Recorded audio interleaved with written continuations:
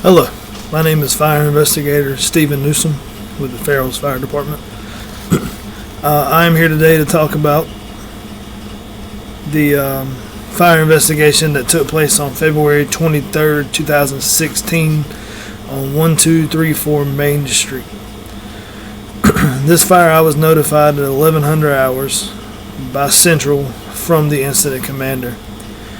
When I arrived on scene, I saw that the hometown fire department was already on scene and was starting to clean up their equipment from the fire. Fire was extinguished upon my arrival.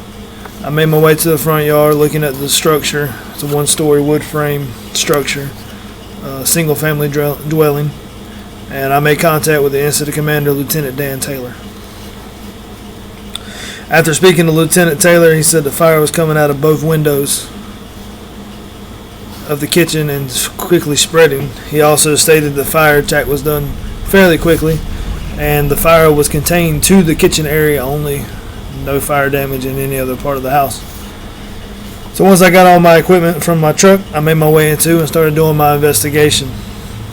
And Your Honor, I was asked today to come in and talk about what I determined happened in this fire.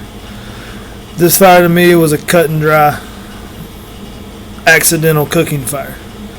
After looking at the photos that I have here in my report and that I took, you can see that the stovetop is burnt where the witness said she was cooking.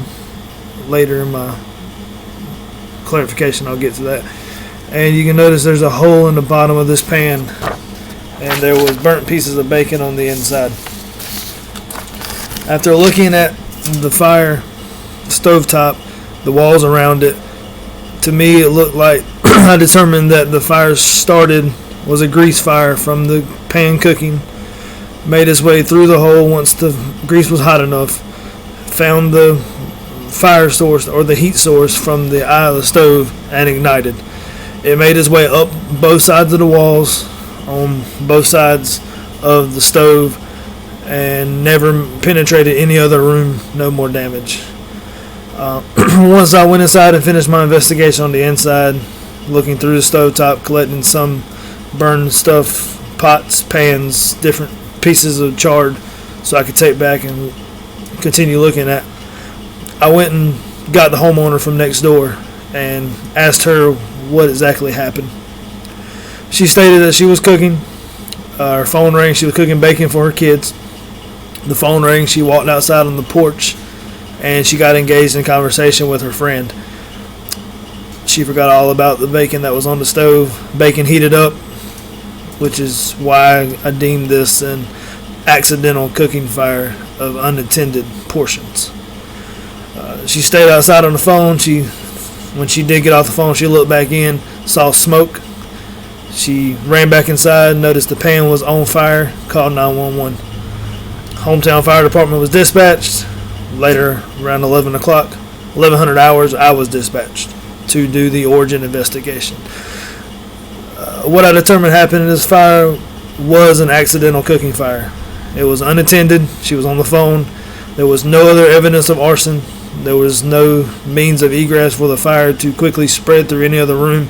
It was contained to the kitchen at the arrival of the fire department. There was no other liquid involved in the stove besides the grease that was there to make the fire grow quicker than normal.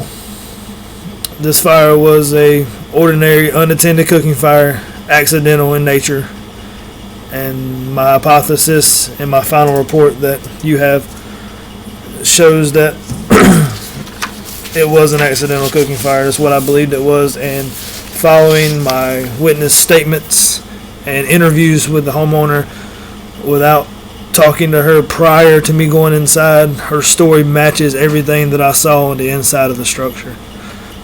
So I have professionally deemed this a accidental unattended cooking fire and not an arson or purpose fire, if you would. Thank you for your time. Thank you.